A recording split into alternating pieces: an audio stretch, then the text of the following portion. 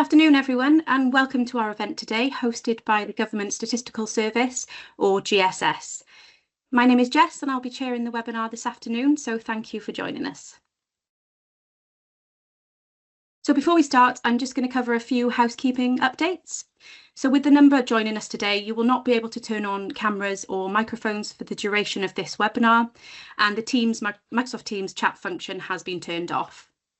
We will be having a Q&A session with our panel after the main presentation.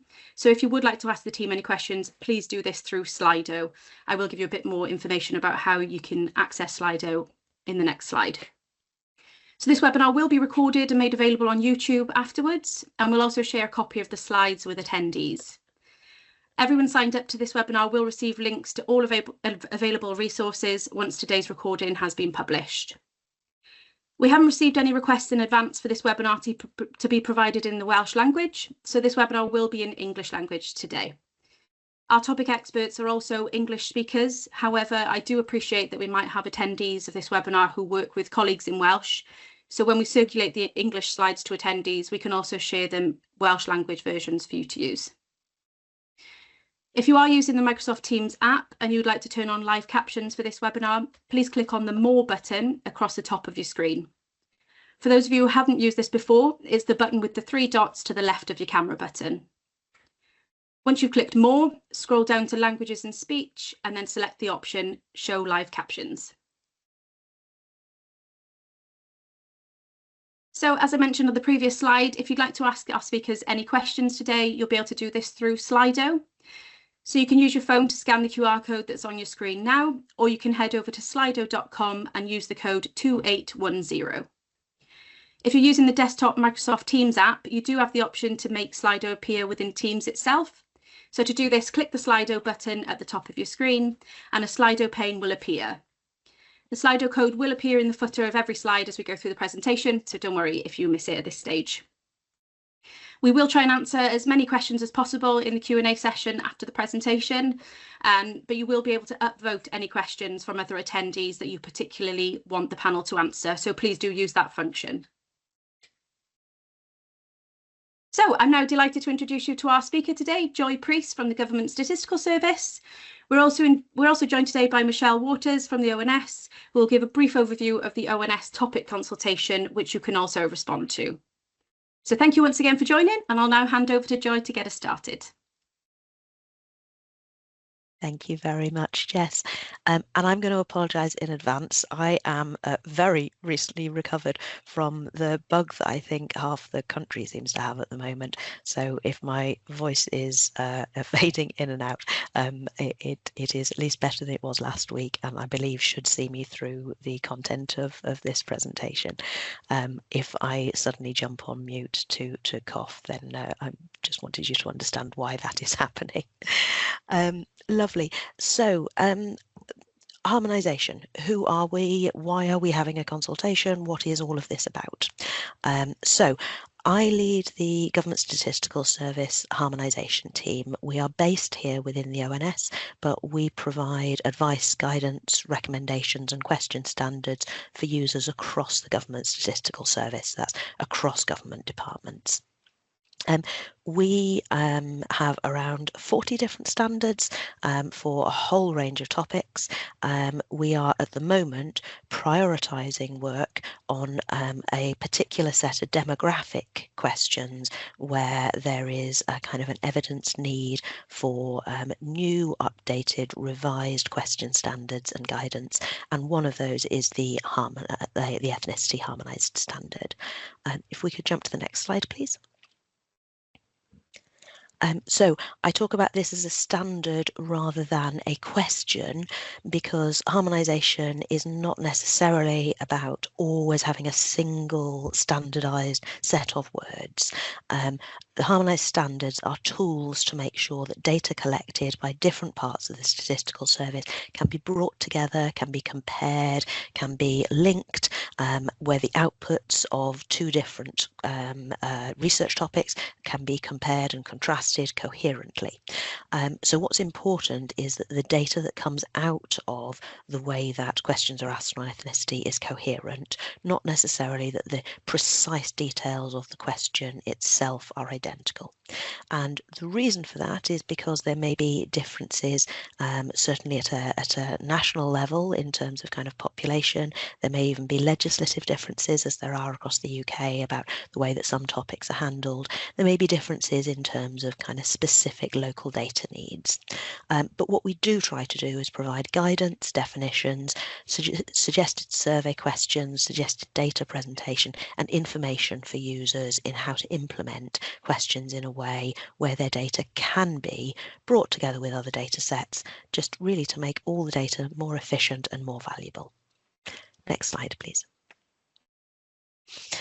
So we have at the moment a question on ethnicity that the most recent version of the question on ethnicity was the one used within the censuses in 2021 and 2022. The research to develop those census questions really started in 2015, so we recognise that's quite a long time ago now. And the last time harmonisation as a team conducted a broad-ranging review of ethnicity was all the way back to the 2011 census. So in 2022, we announced a comprehensive update to the ethnicity harmonised standard, and this was in part as recommended by the National Statisticians Inclusive Data Task Force, which was an independent task force set up to recommend where data across government really would benefit from being more inclusive. So we have been conducting research for a number of years, therefore, into what the user needs are for an ethnicity question, kind of in total, what needs it must serve, what the problems or challenges are that people have had with previous iterations of questions so that we can seek to continuously improve. And we are now at the phase of seeking to draw out in much more detail, okay, so as we move into a new standard that meets these needs, what is it that we actually need to be able to represent in that question in terms of ethnic groups, so the response options available. So user and respondent research you've heard about, and the extensive testing and survey data we've already conducted is going to inform our question design. But we haven't yet made any decisions on, okay, what are the specific response options that should be available within that question? And so this is what the consultation is all about, and this is where we're really keen to have your views on what those what additional needs you have for ethnic group data. Next slide, please. So I mentioned that we'd already spent some time back when we first started this work looking at and understanding what user needs were for the ethnicity kind of question in total, and so I thought I'd just share those back with some of you. These came from a whole range of activities that we conducted a couple of years ago, including roundtables with local government, with community groups, and including work we did with the Race Disparity Unit, with the Cabinet Office, and with other government departments. So these are some of the things that were made very clear to us and have been driving our work on this project. Firstly, that users really need ethnic data that is comparable, and not just comparable across different surveys, but is comparable across time, across different levels of geography, is comparable, for example, between research data and administrative data, perhaps. We also heard loud and clear that stakeholders need data outputs or need guidance on how to produce data outputs. So that's in thinking through the how the data is aggregated, how response options are processed, how they explain to respondents how the ethnicity question fits with other cultural identity questions like religion or nationality that may appear in the same questionnaire, and really seeking to find a way to consolidate that across government. We also heard loud and clear people really value and want to persist with the ability to aggregate their data on ethnicity. So making sure that you can aggregate from a kind of small level of data up to a much larger level of data, so that you can compare across data sets that may have very different sample sizes. We recognise that actually there is a cost and a challenge in terms of implementing change. So for data collectors who might be on the call thinking about, well, actually, if I change the way we ask about ethnicity, that is a huge change to our processes, our practices, our data sets. We recognise that. And so one of the other things driving the project is that we want to support you in what is the time that you need to work towards change? How do we help you to think through what the challenges and what the benefits are in terms of changing the way that ethnicity may be asked about to generate that consistent view? We recognise that there's a real strong need for support from wider stakeholders. And so for those of you who are data collectors or data processors on the call, we recognise that you have stakeholders as well. We also recognise, we have an obligation to the wider public sector, we have an obligation to community groups, and really we want to produce a change here that provides evidence on the need for change and really work as a kind of a joint process across the GSS about negotiating how this change will take place. We're seeking to provide clearer guidance on what is being measured, and we know that there are many different views on what might constitute ethnicity, and that can be, a bit of a challenge in data collection. So really helping people to communicate the purpose, the limitations, and the intended use of data.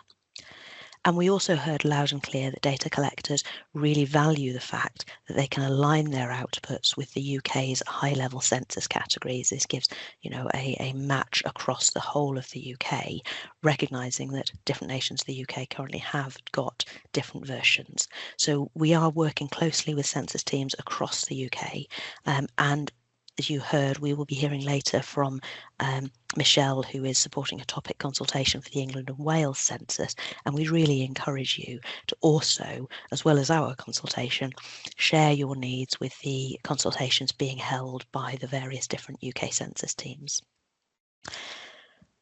The key driver for this part of the work that we're doing is the loud voice that we've heard that people are seeking more detailed data options now. We want to produce a flexible ethnic group question which allows the majority of people to identify themselves in a way that's meaningful for them. But of course, when I say majority, there are some groups for whom there are specific policy needs, service needs, or data needs, and this shouldn't be based on numbers alone. This shouldn't be just based on, who are the majority populations. This is really about understanding need and making sure the data that can be collected serves that need. And that's what we're so keen for you to share with us. What data needs do you have? What data needs could be fulfilled better if we were able to provide additional response options. And lastly, something we heard very loudly from particularly community groups, but also others, is the challenge of over-reliance on the other category as a catch-all. Not all data collectors across the GSS are able to collect or process free text data. So for a start, that can mean that actually there are large groups of the population who simply become invisible because they've selected other, and then that data can't be disaggregated into smaller groups. But also for respondents filling in the questionnaire, it can feel very othering to continually have to revert to assigning yourself to an other please specify category. And so again, this is part of the drive to improve inclusion within the survey by seeking for how can we improve the data quality that we're collecting as well as the respondent experience by changing the way that the tick box response options are presented so that fewer people are needing to rely on an other please specify in order to identify themselves in a meaningful way. Next slide, please. So that's a very, very kind of long summary about what we're doing on the project and why it is that we're so keen now to hear from you. So over to you. How do you take part in this consultation? Next slide, please.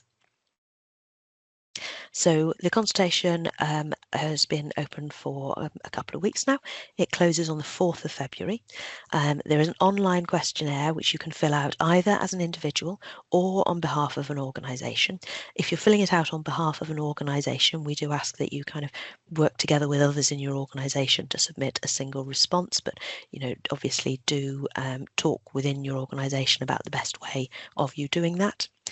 You can complete the consultation online. We do have alternative formats available, and if there are any questions about that, we'll be very happy to take those. Next slide, please. And so just the summary question, what is it we're asking? We're asking for your views on whether additional tick box responses are required for a new ethnicity harmonised standard. We have already committed to maintaining comparability with the high-level census categories based on that really strong user need that we heard. And so what we're looking for here is, what are the additional groups that are not addressed by the most recent census categories, and what data needs do you have for additional tick boxes? Next slide, please. So to help you help us, a good response, a response that we will be able to process easily, will clearly explain to us what the user need is for the data, ideally by providing detailed descriptions and real-world examples of how you intend to use the data. So we're looking for what would be different if you had this data available to you, even if you have evidence of places where this data does exist and it already makes a difference, but those aren't present in, all government statistics, for example. We're really keen to understand what the gaps and limitations are from the current data that you're seeking to fill, and where you can provide evidence, references, published materials, examples in the real world of where this is a data lack, where there is a data need, or where there is clear benefit to be obtained, then that really, really supports us. Next slide, please. So what happens after the consultation? So from the 4th of February, what's going on there? Next slide, please.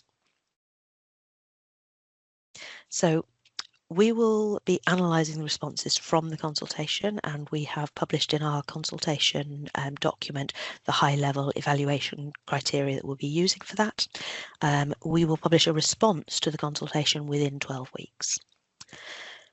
We will then also be carrying out further testing, because what's really important is that we can understand the implications of any changes, any additions to the response list, and how they might interact with each other.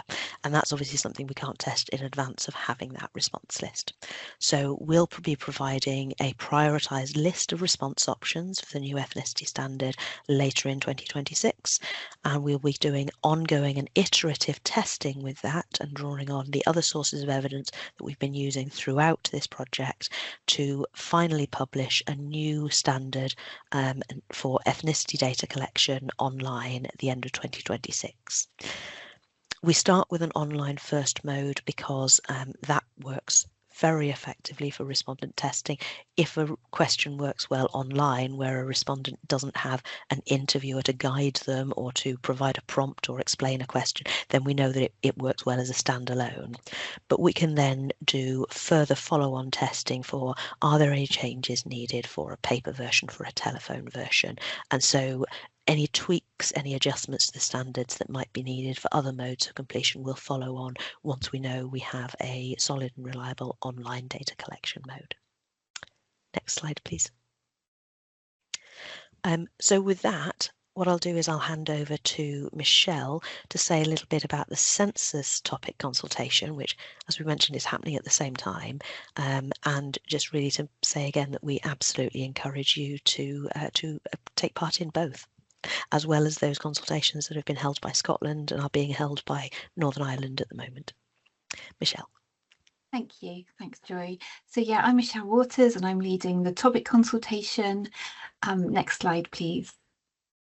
So alongside the harmonisation consultation, as you've heard, we're running a topic consultation to actively seek user feedback to ensure that we're fully understanding the needs of the Census 2031 and to maximise its benefits.